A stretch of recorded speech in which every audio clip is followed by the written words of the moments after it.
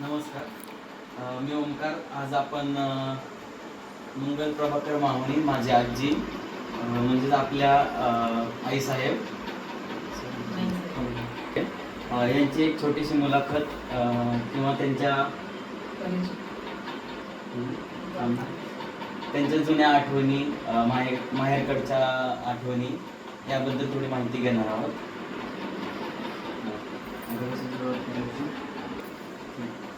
तर आजी, आपण पहिलं तुम्हाला तुझं माहेरकडचं आणि नंतर सासरकडचं पूर्ण नाव सांग.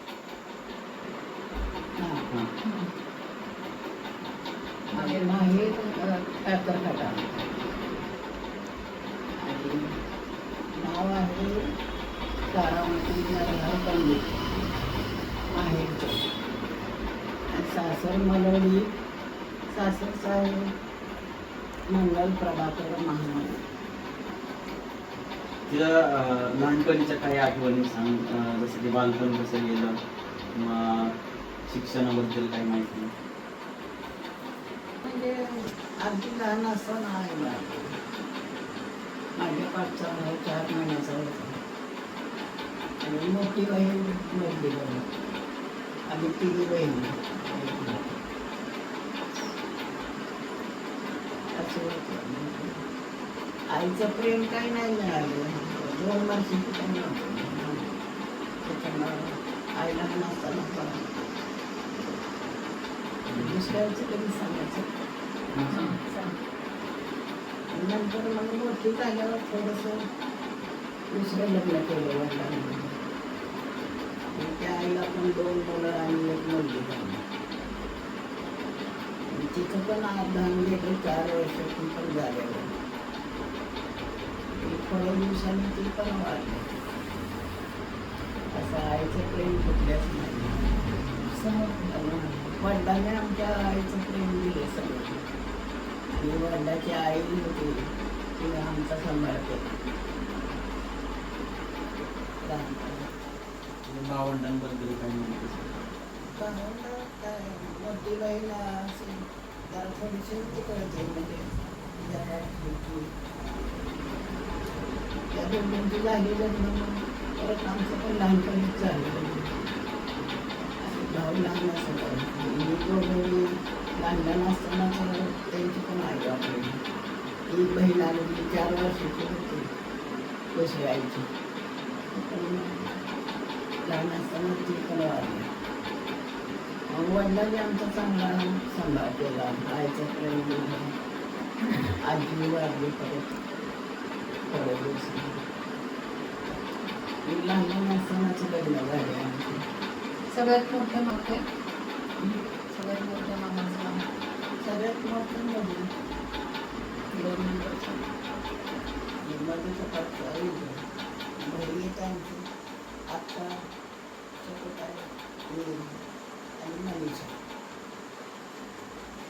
बाकी सगळ्यात मनीषा. तिला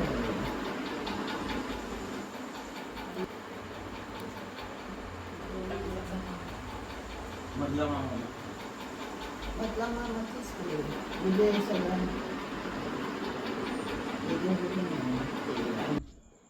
आता तुझ्या वडिलांबद्दल म्हणजे दादा आजोबांबद्दल काही माहिती सांग. दादा पण आपलं सकाळी पहाटे रात्रभर असं काम करायचं. सोन्याचा धंदा करत होतं सगळं. आणि रात्रीचं काम करून पहाटे उठायचं. सकाळी रात्री उशिरा म्हणजे काम करायचे तरी पण पहाटे उठ. हो, पहाटे उठून झाडून काढून सडा टाकायचे, रांगोळी घालायची, चहा सगळं आम्हाला म्हणजे करून द्यायचं लहान असताना. आणि मग आम्ही थोड्या मोठ्या झाल्यावर आम्ही करायचं. म्हणजे आडाचं पाणी आणायला लागायचं. परत कपडे धुवायचे. मोठी बहीण आमची स्वयंपाक करायची. तिचं बी थोड्या दिवसात झाले लग्न त्या दोघींचे. आणि नंतर मग माझं पण लहान असतानाच लग्न झालं. म्हणजे 15-16 वर्षात शिक्षण झाली. हायस्कूल सर झाली. आणि माझ्या पाठचा भाव ती सोना धंदा करायला लागला. तो लहान असल्यापासूनच म्हणजे शिक्षण झालं 7वी नंतर सोनार धंदा केला त्यानं. जवळची शिस्त कशी होती? कडक होते स्वभावाने की हो कडक होते पण मायावर पण तेवढीच होते. कडक म्हणजे नुसतं बघितलं की भीती वाटायची. आम्हाला कधी त्यांनी मारलं नाही, काय केलं नाही असं. फक्त स्वभाव असा कडक वाटायचा. पण आईचं प्रेम दिलं सगळं त्याने. सगळं करत होते आमचे ते. स्वयंपाक वगैरे पण लहानपणी तेच हो. करायचे. लहानपणी सगळं करायचं. म्हणजे आम्ही मोठी बहीण होती तोपर्यंत मोठी बहिणी त्या दोघी करायच्या स्वतः. माझं लग्न झाल्यानंतर लग्नापर्यंत मला एवढा म्हणजे स्वयंपाक पण येत नव्हता. लहान वयातच लग्न झालं. बाकी सगळं काम करत होते. 3री 4थीपर्यंत शाळा झाली. तसं. त्यावेळचीच होती. त्यावेळेसची चौथी. हो, त्यावेळची 4थी. कुठे होती शाळेचं नाव वगैरे काय? कातरखटावलाच शिकलो. कातरखटावलाच शिक्षण झालं पण सारखं काम. त्याच्यामुळे कामामुळे जास्त शाळा अशी 7वी 8वी नाही, कोणाचीच नाही. मोठी बहिणीची नाही, दुसऱ्या बहिणीची नाही. तिचीच 5वी झाली, मोठ्या बहिणीची 3री 4थी अशीच झाली. माझ्यासारखं बालपण कुठे बाकी गेलं? 4थीच झाली. भाव तेवढे दुसरे हे शिकले. दुसऱ्या मग ते सोना धंदा वडिलांच्या सारखं करायला लागला ते. त्याची 7वी झाली. त्यावेळेस कसं तुम्ही एकमेकांशी खोडकर वगैरे म्हणजे भांडण नाही. मजा काय असे काय करायचे? तसलं काय नाही, वेळ नसायचा खोड्या करायला. काय नाही धाकटा म्हणजे माझ्या पाठचा भाव तर लई शांत होता ना. आम्ही सारखं कामात. वडिलांची भीती वाटायची. आमची आजी कडक होती. आजी कधी घराच्या बाहेर अशी जाऊ द्यायची नाही. म्हणजे गेलो थोडं तरी तिथल्या तिथं, बाहेर जास्त नाही. लगेच घरात बोलवायचे ते. आणि आम्ही वडिलांना घाबरत होतो. आम्ही अजिबात असं म्हणजे त्यांच्या आज्ञानं वागायचं. बाहेर जात नव्हतं. त्यांना न सांगता काही अशा गोष्टी केल्यात का किंवा गपचूप पैसे चोरून वगैरे असं काय खाणं नाही. वगैरे? तसलं कधी काय केलंच नाही. सवय नव्हती ना तसले. आमच्या वडिलांच्याकडं रेशनिंग होतं एवढं मोठं. म्हणजे धान्य सगळं विकायला पहिलं तर ते केवढी मोठी पेटी भरून पैसे असायचे. पण आम्ही त्याला कधी मन दाखवत नाही, कधीच हात लावत नव्हतो अजिबात. सोनार धान्याचं सुद्धा कपाटात पैसे असायचं. कपाट उघडून कधी बघत नव्हतं आमचं कोण. बाजारी करायची मी सगळं करत होते. पण पैसे असं घेतले की बाजारात भाव पण पण नाही. राहिलेले पैसे, हं? बाजार करताना राहिलेले पैसे नाही. थोडं पैसे द्यायचं, तेवढंच बाजार करून यायचं. कधी पैसे ठेवलं नाहीत, कधी कसं तसलं चोरी तसलं काहीच आलं नाही करायला. पहिल्यापासूनच शांत स्वभावामध्ये कुठल्याला मन दाखवलं नव्हतं. कधी साडी आणली वडिलांनी, लग्न झाल्यावर तरी असले तसले चुकून सुद्धा नाही म्हणायचं. हाय ते समाधानानं घालायचं. तसली सवय होती लहानपणापासून सवय तशी. लग्न झाल्यावर तर काय सासूबाई कडक. त्यांच्या पुढं तर अजिबात बोलत नव्हतं आम्ही. लग्न झाल्यानंतर कुठे झाले? मग लग्न झाल्यानंतर इकडंच मलवडीलाच. मलवडीत राहिले होते. कधीतरी वडील यायचे न्यायला. एवढं जास्त नाही नेणार, जास्त नाही. त्या दोघी पण तिकडं मग काय तर इकडं जास्त नव्हतं. जास्त आणत नव्हते वडील आमचे. पहिलं काय एक एसटी जायची आणि एक यायची. असलं म्हणजे वाहनं पण जास्त नव्हती. सायकलवर यायची. सायकलवर न्यायची मलवडी ते कातरखटा. बालपण पूर्ण कातरखटावर हो. केलं. तिथल्या काही आठवणी जुन्या म्हणजे कशाचा? काय? म्हणजे माझ्या बरोबरच्या मैत्रिणींची झाली लग्न अगोदर. त्यांची झाली की त्यांच्या बांगड्या घातल्या की माझी पण त्याच्यातच झालं लग्न 13-14 वर्षातच. असं मैत्री असं जास्त खेळायला बाहेर नाही, कधी मैत्रिणीत नाही. त्यावेळेस कुठले खेळ खेळायचे? पहिलं असंच म्हणजे त्याचं पंचमीचं हे करायचं. बाकीचं नाही खेळ काय कुठं. मोबाईलवर रील्स वगैरे नाही. आता बघते कोणाचं भांडण असलं तसलं काही येत नव्हतं. मिळत नव्हता. काम करायचं घरातलं सगळं, शाळेत जायचं, शाळेत नेऊन घरात सारखं असलं नव्हतं काहीच.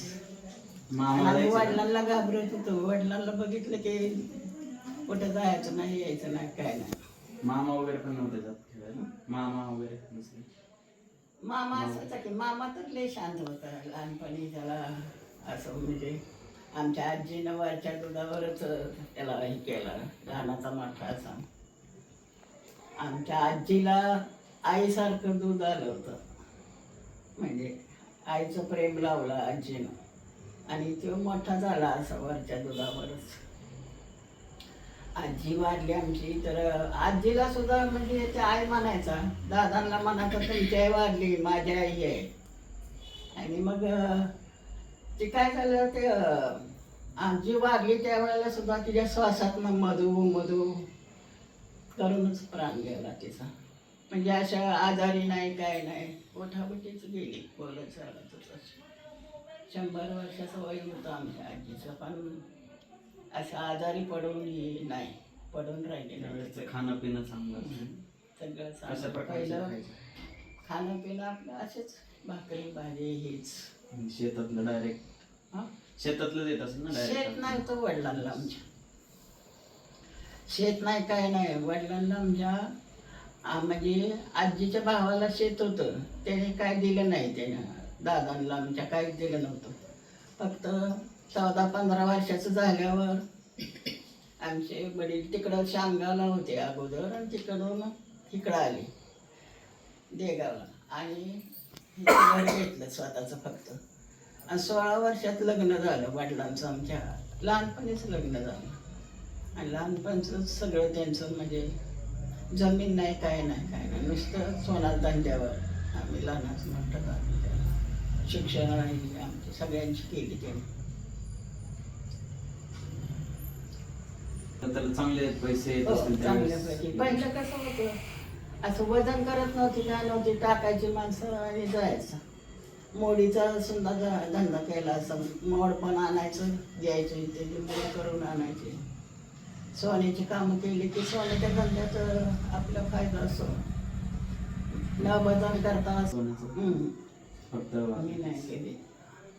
तर म्हणजे लहान असतानाच लग्न झाले. कुठले 3री-4थीचं करायला हवं चांगला. मग ते त्याने केलं. मग 2 मुलं, ही मुलगी झाली. मग असं आम्ही 4घी बहिणी आणि 3 भाऊ झालो. त्यांची लहानपणीच आई वाढली, तिला पण अर्धांग झालं. ते जाग्यावर बसलेलं. ते आपण दुसऱ्या आईचा कसा स्वभाव होता? चांगला होता. आईचं प्रेम लावलं त्यांनी तर त्या चांगला होता स्वभाव त्यांचा. कधी सावत्र राहायसारखं कधी नाही आम्ही, आणि अजूनहीपर्यंत नाही कधी म्हणत, कधीच. आणि सर झाले दोघं पण. बहीण पण चांगली शिकली गाठली, तिचं पण लग्न झालं. पण लहानपणीच आईचं प्रेम तिला पण नाही मिळालं. आई लहानपणीच वाढली.